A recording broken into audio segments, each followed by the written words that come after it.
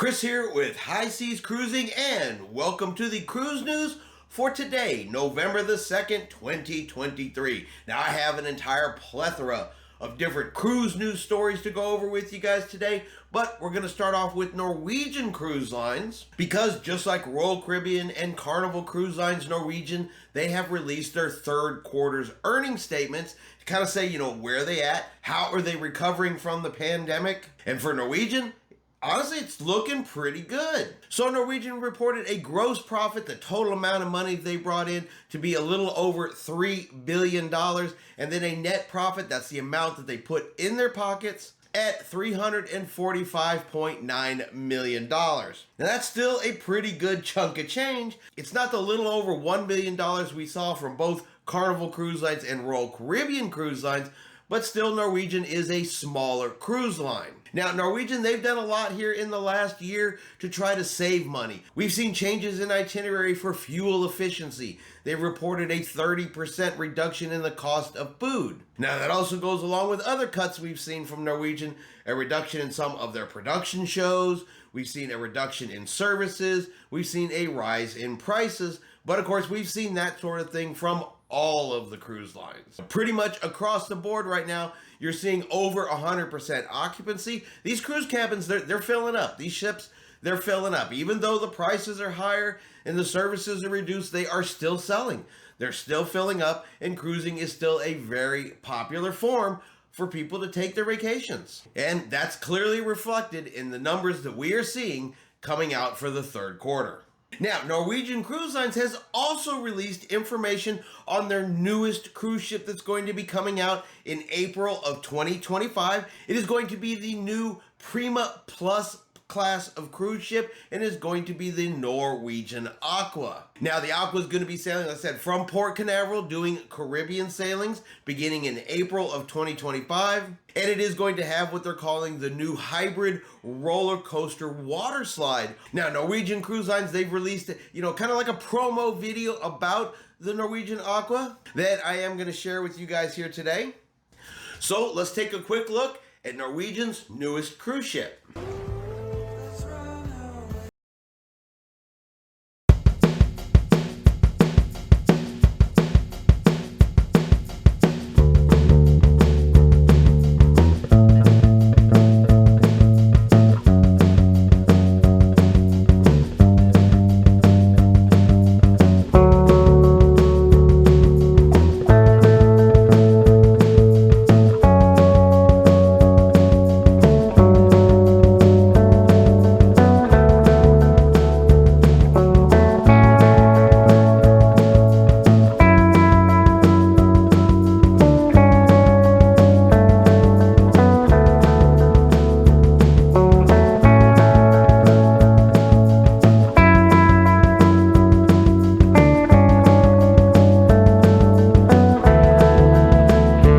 Ship, April 2025, sailing from Port Canaveral, the Norwegian Aqua. Next, we have the Carnival Jubilee. Now, the Carnival Jubilee is fixing to start sea trials, currently scheduled to begin November the 5th. And she hit a big milestone. She has left the shipyard. She traveled 19 miles down the River Ems. And what's really interesting about that is she did all 19 miles backwards.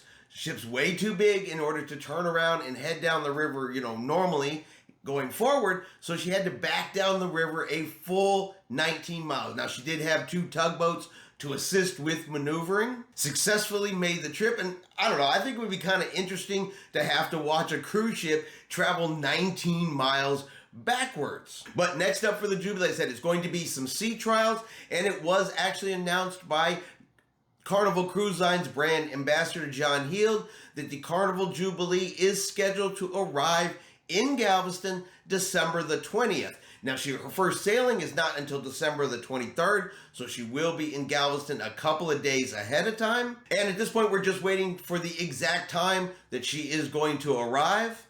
And hopefully, all works out and we can be down there to welcome the Carnival Jubilee into Texas. Now, we're going to hop over to Royal Caribbean. Now, Royal Caribbean offers dining packages. You can pre-purchase a dining package for their specialty restaurants, but it's always kind of come with a little bit of a sticky point. that you could never pre-book these restaurants. You had to wait until you got on board the cruise ship and then try to get your dining reservations, which means it's embarkation day, you're trying to muster, get to your room, get your stuff dropped off, and all at the same time trying to make dining reservations. Well, so is everybody else on the ship. And sometimes it's a pain. The app's not working right. A restaurant you want fills up very, very quickly. Now you got to go see maitre d's. So sometimes it can be a bit of a stressful headache.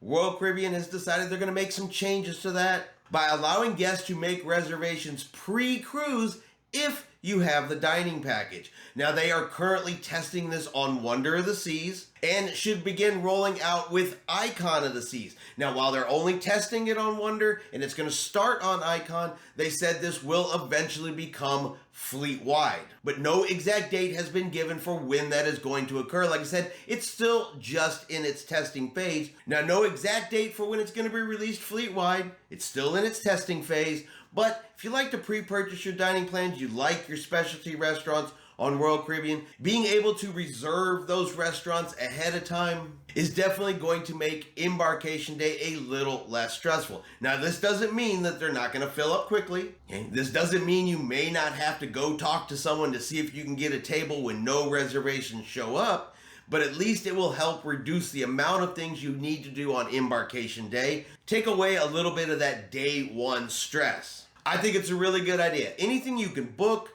plan, make a reservation for before the cruise just makes your cruise hopefully a little easier, a little smoother. You can just really get on the ship and start enjoying your cruise vacation. But what do you guys think? Do you guys like the idea of being able to reserve things beforehand and not have to wait till you get on board the ship? Or are you more of a, fly by the seat of your pants kind of individual and you just like to wait, get on board and do it all then? And finally, want to talk a little bit about cruise pricing and at least the opinion of one cruise line. So yesterday you had the Travel Weekly's Cruise World Conference, and Carnival Corporation's Josh Weinstein, well, he spoke to about 800 travel advisors, kind of talking about the prices of cruising and where the prices were going to be headed. And honestly, from a cruiser standpoint, I'm not sure a lot of folks are going to be happy with the way he's thinking. Because one of the very first things he says is he'd like to see an uptick, which is, a rise in the price of cruising. He wants to see the prices go up. He compares it to land vacations and says, the value of cruising versus the value of a land-based vacation, there's quite a bit of difference between the two, with land vacations costing more. In a statement, he said, "You enthusiastically promote the unmatched experiences guests will have while on a cruise, and you help educate them on the insane value that a cruise has to offer." He told the travel professionals here, stretching out the word insane. When a member of the audience replied with a cheer, Weinstein countered, "I'm not happy about it. It should not be that much of a value, and we're working on that." So, from the CEO of Carnival Cruise Line says that it should not be that much of a value, and they're working on it, meaning they want to raise prices? To me, that really feels like, hey, you guys are getting too good of a deal. You're getting too much for your money. We can't have that. We must raise the prices. Now, that's not the first time we've heard this. We heard this also from Royal Caribbean, and we've seen all of the cruise lines raising the rates. Carnival has already raised their base cruise price anywhere between 5 and 7%. Now, don't get me wrong. I still love cruising. I'm still gonna go cruising. I have cruises booked. I just don't get that warm and fuzzy feeling when the CEOs of these cruising companies say things like, you're getting too much value. We have to raise the rates. We gotta close these gaps. Who is that for? Is that for the passengers that are coming on board your cruise ships? Or is that for you, your shareholders? And I understand as a business, that's very, very important. But at the end of the day, if you don't have the cruisers that continue to get on your cruise ships, the rest of it does not matter. If people don't book your rooms, you're not going to help your shareholders anyway. If you can't fill the ships, you won't have a job. Right now, yep, the ships are full. Right now, yes, the ships are running over capacity.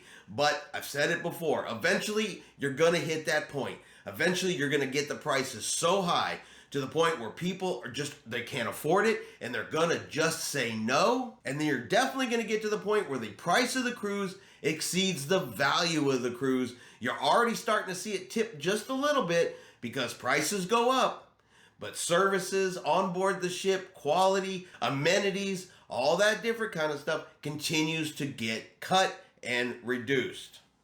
But let me throw it out there to you guys. What do you guys think?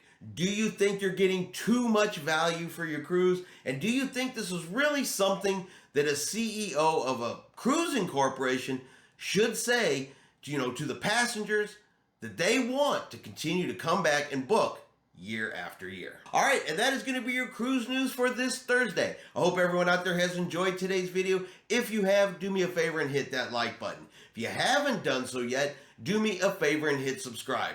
It is free to do so. Helps our channel grow. Let you know anytime we put out a new video. Hope everyone out there is having a really great day, and like always, we will see you out on the high seas.